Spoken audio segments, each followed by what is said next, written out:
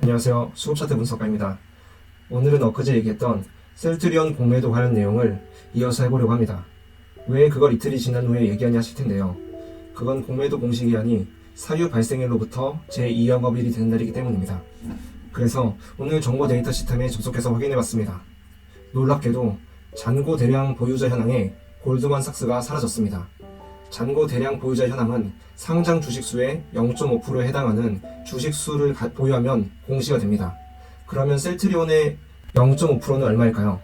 셀트리온 주식수는 1억 3,499만 7,805주입니다.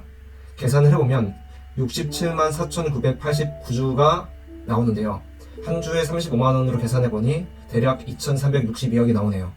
즉 2,362억 이상 공매도 잔고가 있으면 대량 보유자 현황이 표시가 됩니다.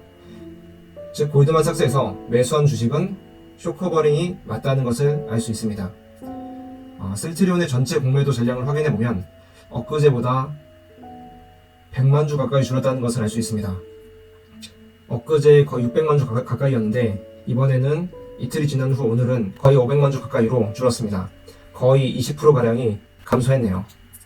근데 그거 아시나요?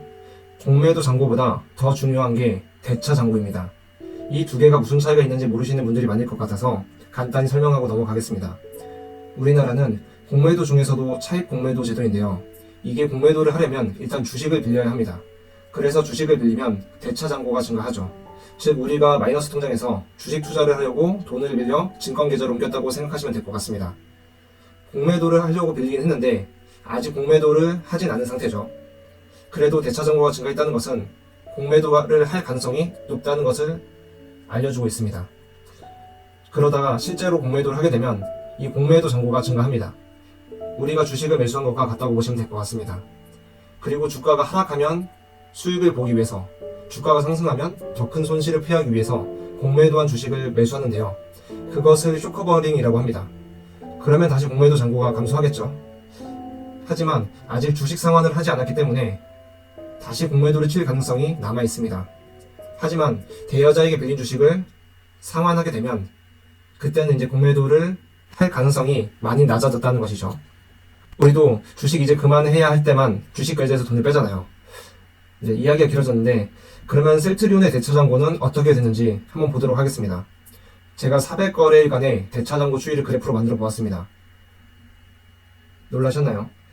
오늘 120만 주, 어제는 69만 주, 엊그제는 25만 주 가까이 대차 잔고가 감소했습니다. 전체적으로 보면 작년 8월부터 대차 잔고가 급격하게 감소하는 것을 알 수 있습니다. 그때보다 대차 잔고가 거의 3분의 1로 줄었네요. 그리고 셀트리온의 가격은 20만원에서 40만원까지 올랐습니다. 그렇다면 이제 결론을 내면 셀트리온의 공매도 잔고는 줄었고 그것은 대차 잔고의 감소로 이어졌다는 것입니다. 대차 잔고가 감소했다는 것은 향후 공매도가 감소할 가능성이 높다는 것이고 공매도가 감소할 가능성이 높다는 것은 주가가 하락보다 상승할 것으로 판단했기 때문이라고 예상해 볼 수 있을 것 같습니다. 네, 도움이 되셨으면 구독과 좋아요 부탁드립니다. 감사합니다.